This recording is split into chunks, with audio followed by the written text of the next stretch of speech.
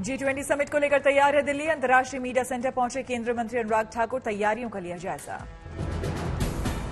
अंतर्राष्ट्रीय media centre को भव्य तरीके से सजाया गया, बोले अनुराग ठाकुर। विदेशी मेहमानों के लिए तैयार भारत, जितनी भव्यता यहां है वो कहीं भी नहीं। विदेशी मेहमानों की सुरक्षा का भी रखा जा रहा है खास ख्याल। डॉग स्क्वाड और बम निरोधक दस्ते चप्पे चप्पे की कर रहे तलाशी।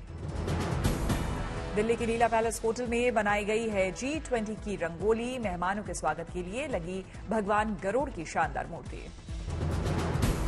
कई किस्म की लाजवाब मिठाइयों से करवाया जाएगा मेहमानों का मुंह मीठा। परोसे जाएंगे मिलेट से बने लजीज व्यंजन। G20 सम्मेलन में मेहमानों को सोने चांदी के बर्तनों में परोसा जाएगा खाना। खाने की मेज पर होगी मिनी भारत की थीम। बर्तन बनाने वाली कंपनी है बेहद खास। इनकी बनाई क्रॉकरी को बराक ओबामा ले गए थे अपने साथ। कई बड़े होटलों में सप्लाई करती है बर्तन। कंपनी के मालिक राजीव ने बताया कि डिमांड के हिसाब से बनाते हैं बर्तन। 3 पीढ़ियों से कर रहे काम। आईटीसी मौर्या में इन्हीं की बनाई महाराजा थाली होती है इस्तेमाल। बर्तनों में दिखती है देश के अलग अलग राज्यों की नक्काशी। G20 सम्मेलन के लिए मेन्यू के हिसाब से तैयार किए गए हैं बर्तन। बर्तनों को तैयार करने में लगा है काफी वक्त। G20 शिखर सम्मेलन के लिए दिल्ली में एंटी फायर प्लान तैयार। रोबोटिक एंटी फायर मशीनों को किया गया तैनात। किसी भी परिस्थिति से निपटने के लिए फायर ब्रिगेड के 500 कर्मचारियों को किया गया है ट्रेन।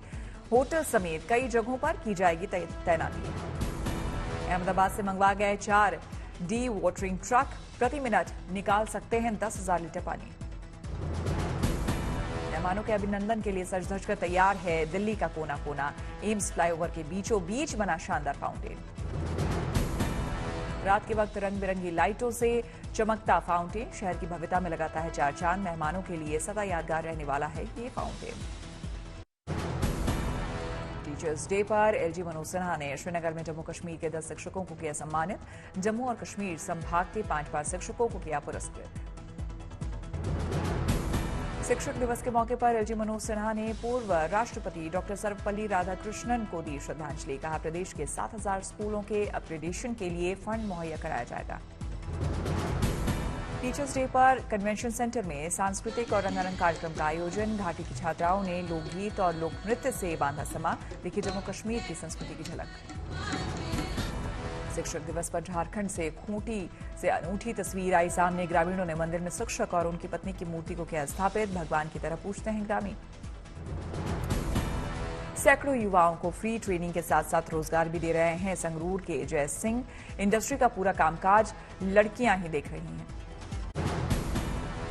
टीचर्स डे पर राष्ट्रपति द्रौपदी मुर्मू ने देश भर के 75 शिक्षकों को किया सम्मानित। 75 चयनित पुरस्कार विजेताओं को राष्ट्रीय शिक्षक पुरस्कार 2023 प्रदान किया गया। पुरस्कार पाने वाले 50 स्कूली टीचर, उच्च शिक्षा संस्थानों के 13 शिक्षक, कौशल विकास और उद्यमिता मंत्रालय के 12 टीचर शामिल। शिक्षा के क्षेत्र में अहम योगदान के लिए पुरस्कृत। शिक्षकों को प्रमाण पत्र, 50,000 नकद और रजत पदक प्रदान किया गया। राष्ट्रपति द्रौपदी मुर्मू ने शिक्षकों को किया संबोधित। कहा राष्ट्र के उज्जवल भविष्य के लिए करे कार्य। टीचर्स डे के मौके पर दिल्ली में राज्य टीचर्स अवार्ड कार्यक्रम का हुआ आयोजन। सीएम अरविंद केजरीवाल ने शिक्षकों को किया सम्मानित। सीएम केजरीवाल ने मेडल पहनाकर शिक्षकों का बढ़ाया मान। शिक्षा के क्षेत्र में उत्कृष्ट सेवा के लिए प्रमाण पत्र भी प्रदान किए। इंडिया बनाम भारत की सियासी जंग G20 तक पहुंची। मेहमानों को भेजे गए कार्ड में लिखा गया प्रेसिडेंट ऑफ भारत। अंग्रेजी में प्रेसिडेंट ऑफ भारत इंडिया लिखने की थी परंपरा। अब भारत नाम पहचान दिलाने की कोशिश। G20 शिखर सम्मेलन के लिए एक नया हैंडल भी लॉन्च। हिंदी में भारत हैंडल को किया जा रहा प्रमोट। इंडिया को लेकर नया विवाद। बीजेपी सांसद हरनाथ सिंह यादव ने की नाम बदलने की मांग। बोले आने वाले सत्र में इसे लेकर विधेयक पेश किया जाना चाहिए। जुलाई में बीजेपी सांसद नरेश बंसल ने की थी देश का नाम इंडिया से बदलकर भारत रखने की मांग। मानसून सत्र में उठाया था मुद्दा। बीजेपी सांसद सुशील मोदी ने कहा अगर 75 सालों तक प्रेसिडेंट ऑफ इंडिया लिखा गया तो प्रेसिडेंट ऑफ भारत लिखने में क्या आपत्ति है। कांग्रेस नेता जयराम रमेश ने बीजेपी को इंडिया शाइनिंग और डिजिटल इंडिया की दिलाई याद। कहा हमने ही शुरू की थी भारत जोड़ो यात्रा। कांग्रेस सांसद गौरव गोगोई ने कहा, इंडिया और भारत दोनों पर गर्व।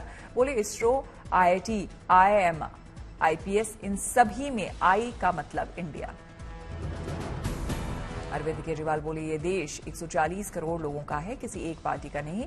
कहा अगर इंडिया अलायंस ने भारत नाम रख लिया तो क्या बीजेपी भारत को भी बदल देगी। केजरीवाल का बीजेपी पर हमला। बीजेपी को लग रहा कि नाम बदलने से इंडिया अलायंस के थोड़े वोट कम हो जाएंगे। बोले ये तो देश के साथ गद्दारी है। उत्तराखंड के मुख्यमंत्री पुष्कर सिंह धामी ने प्रधानमंत्री मोदी को दिया क्रेडिट। बोले गुलामी की मानसिकता से बाहर निकालने के लिए श्रेष्ठ कदम। कांग्रेस ने अपने आधिकारिक सोशल मीडिया अकाउंट एक्स पर लिखा, इंडिया से इतना डर क्यों, ये विपक्ष के लिए मोदी सरकार की है नफरत। यूपी के डिप्टी सीएम ब्रजेश पाठक ने कहा, भारत शब्द हमारी संस्कृति और विरासत से जुड़ा, इससे विपक्ष को क्या दिक्कत।